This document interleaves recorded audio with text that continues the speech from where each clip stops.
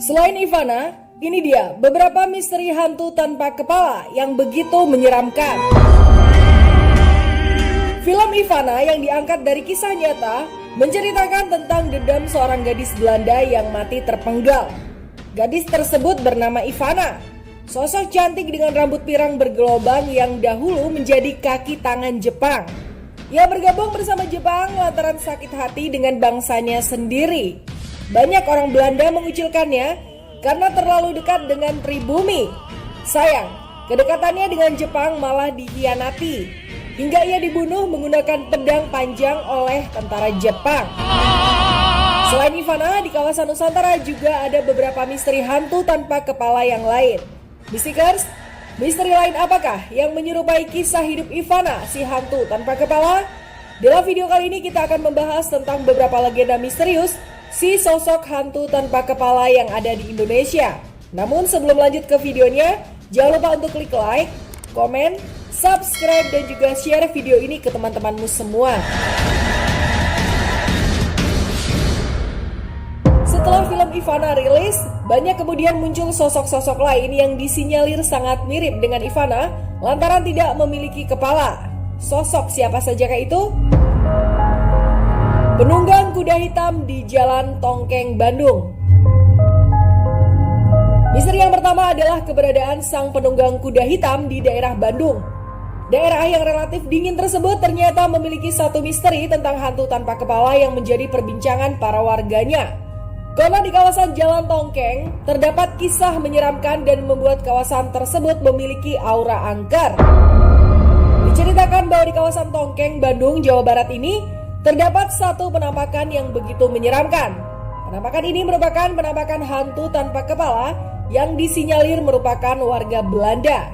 Ia adalah seseorang yang tewas karena peperangan di masa lalu. Konon ia dipenggal dan arwahnya gentayangan dengan menunggangi seekor kuda hitam yang teramat besar. Diceritakan bahwa ia kerap mondar-mandir mencari kepalanya yang menggelinding entah kemana. Dengan adanya beberapa kesaksian warga, membuat cerita tentang angkernya Jalan Tongkeng seolah-olah menjadi nyata. Beberapa warga yang melihat kedatangan si hantu ini bersaksi bahwa awal ia datang adalah dengan menunggang kuda hitam. Kemudian setelah sampai di area Jalan Tongkeng, ia akan berhenti dari kudanya dan mulai mencari kepalanya yang dahulu pernah jatuh akibat dipenggal. Siapapun yang bertemu dengannya akan diminta bantuan olehnya untuk mencarikan kepala yang telah menggelinding tersebut. Misteriusnya dari dulu hingga sekarang, meskipun telah dicari-cari, kepala dari hantu Belanda tersebut tidak pernah ditemukan. Kakek tua tanpa kepala. Beberapa tahun lalu pernah ada kisah menyeramkan dari media percetakan di kawasan Jawa Barat. Beberapa divisi telah mengadakan sayembara untuk memenuhi posisi hingga percetakan tersebut dapat berjalan dengan lancar. Salah satu divisi yang membuka pendaftaran baru untuk para karyawan adalah divisi digital marketing. Singkat cerita, akhirnya karyawan baru yang telah diterima tersebut menempati kantornya dan berniat untuk bekerja. Kantor yang bertempatkan dalam bangunan lama tersebut memiliki tembok yang teramat kokoh seperti bangunan Belanda pada umumnya. Miris, ternyata tempat yang akan digunakan sebagai tempat kerja tersebut sudah sangat lama tidak digunakan hingga teramat kotor. Diperkirakan membutuhkan waktu sekitar 2 hingga 3 hari untuk dapat kembali menempati ruangan tersebut. Saat mereka membereskan ruangan, mereka banyak menemukan hal-hal mistis seperti kursi goyang yang tiba-tiba bergerak sendiri. Tak hanya itu, mereka juga melihat penampakan seorang kakek tua tanpa kepala di pojok ruangan.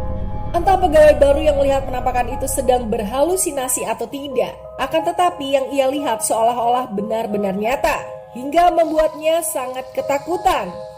Tak kuasa dengan apa yang ia lihat, ia pun melapor pada salah satu orang pintar, hingga diketahui bahwa sosok kakek tanpa kepala tersebut merupakan korban kejahatan Jepang yang meninggal di tempat itu.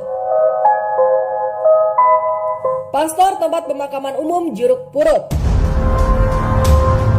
Dari berbagai kisah hantu tanpa kepala, lagaknya hantu pastor area Jeruk Purut merupakan salah satu hantu tanpa kepala yang paling terkenal di Indonesia. Konon hantu tersebut merupakan sosok pastor Indonesia yang dibacok kepalanya hingga ia meninggal. Ia memiliki badan tinggi besar seperti orang Belanda. Hingga ia pun menjadi korban bacok lantaran diduga sebagai warga Belanda. Setelah pembacokan tersebut, darah mengalir deras hingga ia meninggal dunia. Arwahnya bergentayangan dan di setiap kemunculannya akan didahului dengan lolongan panjang anjing dan juga kabut tipis di sekitar area kemunculannya. Pastor tersebut mengenakan jubah hitam dan setiap penampakan diri pasti ia ditemani oleh sosok anjingnya. Dikabarkan bahwa sosok pastor tersebut menenteng kepalanya sendiri dan membuat ketakutan siapapun yang bertemu dengannya. Beberapa warga mempercayai bahwa pastor tersebut sebenarnya tengah mencari tempat terakhir peristirahatannya yang ternyata bukan di kawasan TPU Jeruk Purut. Istikers, mungkin di Indonesia masih banyak terdapat kisah-kisah misteri sosok tanpa kepala. Apakah kamu menjadi orang yang pernah melihat sosok tersebut? Share pengalamanmu di kolom komentar. Terima kasih sudah menonton.